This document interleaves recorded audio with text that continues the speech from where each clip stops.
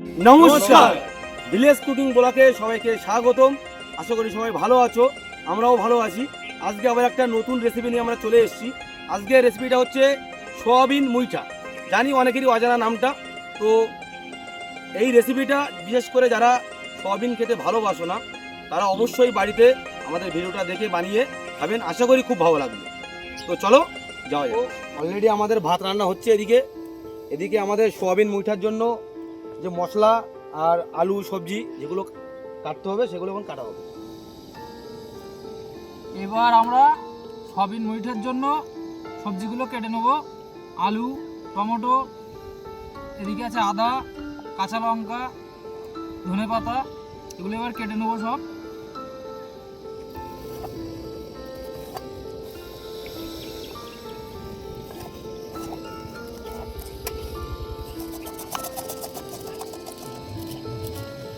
থেকে নিয়ে আসলে কোন দিক থেকে? ও আচ্ছা, ধুতে হবে তো, চলো ধুয়ে নিয়ে আসো। তো সোয়াবিন মুইঠা বানানোর জন্য অলরেডি জল আমাদের গরম হয়ে গেছে। সোয়াবিনটা এবার সিদ্ধ করে নেব।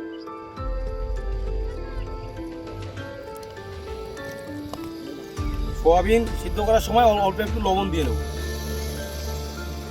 তো সোয়াবিনের গন্ধটা যাতে না লাগে সামান্য পরিমাণে একটু ভিনেগার দেব। অলরেডি আমাদের সোয়াবিন সিদ্ধ হয়ে গেছে, এবার আমরা তুলে নেব। সিদ্ধ করা সোয়াবিন 5 মিনিট ঠান্ডা জলে রেখে দেবো। 5 মিনিট ঠান্ডা জলে ছিল, এবার পুরো জলটা নিংড়ে নিতে হবে।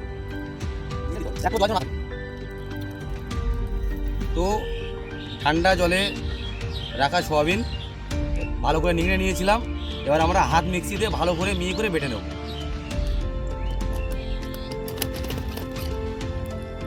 তো ঠিক এইভাবে মিহি করে, বেশি মিহি করার দরকার নেই, ঠিক এইভাবে মিহি করে বেটে নিতে হবে, পেস্টটা বানিয়ে নিতে হবে।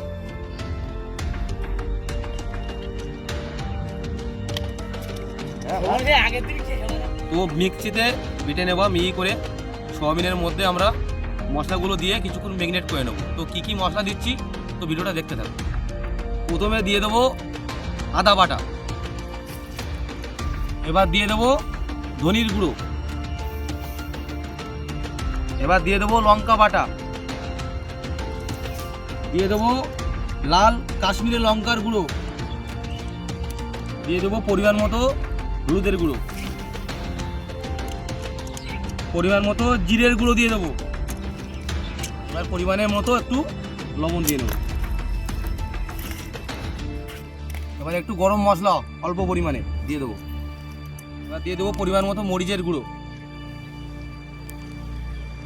এবার দিয়ে দেবো অল্প পরিমাণে বেসন। বেসনটা যাতে মাখো হয় সেই পরিমাণ মতো দিতে হবে। সব কিছু দেওয়া হয়ে গেছে, কিছুক্ষণ আমরা ম্যারিনেট করে নেব। তো পুরো মশলা দিয়ে ম্যারিনেট করার পরে ঠিক সয়াবিনটা এইভাবে মুইটা করে বানাতে হবে, মুইটা করতে হবে ঠিক এইভাবে।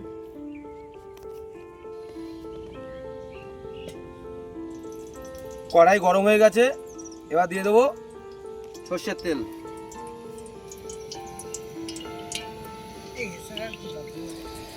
তেল গরম হয়ে গেছে, সোয়াবিনের মুইঠাগুলো এবার ভেজে নেব লাল লাল করে।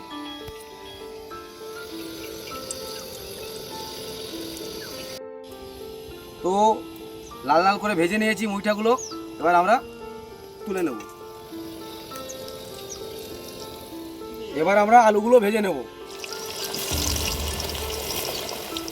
তো আলু লাল লাল করে ভাজা হয়ে গেছে, সিদ্ধ হয়ে গেছে, এবার আমরা তুলে নেব।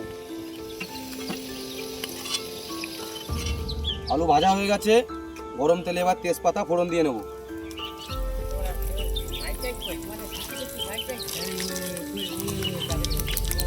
এবার দিয়ে দেবো টমেটোর কুচি, কাঁচা লঙ্কা,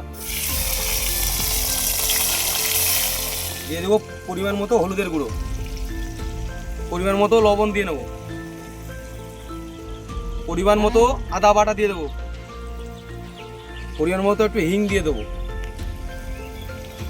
তার আগে একটা কথা বলি, সমস্ত নিরামিষ রান্নায় হিং দিলে তরকারির স্বাদটা আরও ভালো হয়। তো আমাদের কিন্তু আজকে সোয়াবিন মুইঠা পুরোটাই পুরো নিরামিষ। দিয়ে দেবো পরিমাণ মতো ধনির গুঁড়ো, পরিমাণ মতো জিরের গুঁড়ো, পরিমাণ মতো লঙ্কার গুঁড়ো দিয়ে দেবো। এই তরকারির কালারটা আরও ভালো আছে। ভালো করে মশলাগুলো এবার কষিয়ে নেবো। তেল ছাড়লে তারপর ভেজে রাখা আলু দিয়ে দেবো। দিয়ে দেবো ভেজে রাখা আলু। ভেজে রাখা আলু দেওয়ার পরে আলুর সাথে মশলা কষে নেবো ভালো করে। মশলা আলু একসাথে কষানো হয়ে গেছে, এবার দিয়ে দেবো জল পরিমাণ মতো। এবারে আমরা সোয়াবিনের মুইঠাগুলো আস্তে আস্তে তরকারিতে দিয়ে দেবো। তো আমাদের সোয়াবিন মুইঠা পুরোপুরি রেডি হয়ে গেছে। একটু গরম মশলা দিয়ে আমরা লাগিয়ে নেব। তো বন্ধুরা, যদি আমাদের ভিডিও ভালো লাগে তো আমাদের চ্যানেলটি অবশ্যই ফলো করে পাশে দেবে। আমাদের মধ্যে একটা ভাই এসেছে কলকাতা থেকে, আমরা তার কাছ থেকে শুনে দেখি আমাদের রেসিপিটা কীরকম হয়েছে। আমি কলকাতা থেকে আসলাম দাদাদের ভিডিও দেখে। দাদারা যে রেসিপিগুলো বানায় সেগুলো আজকে একটু টেস্ট করে দেখবো কেমন হয়েছে। শুরু করলাম।